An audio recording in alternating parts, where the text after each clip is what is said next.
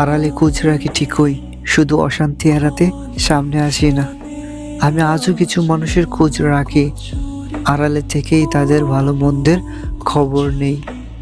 এটা কোনো দুর্বলতা নয়, কিংবা ফিরে যাওয়ার আকুতিও নয়।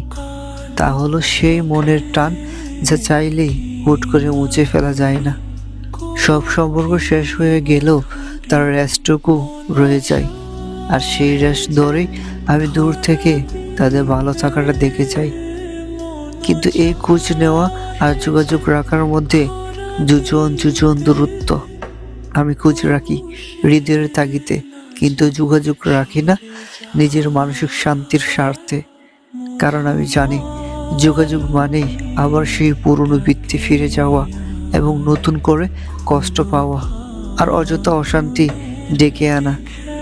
যে মানুষগুলো একসময় হাসির কারণ ছিল, তারাই যখন কান্নার কারণ হয়ে দাঁড়ায়, তখন তাদের থেকে নিরাপদ দূরত্ব বজায় রাখাটাই শ্রেয়।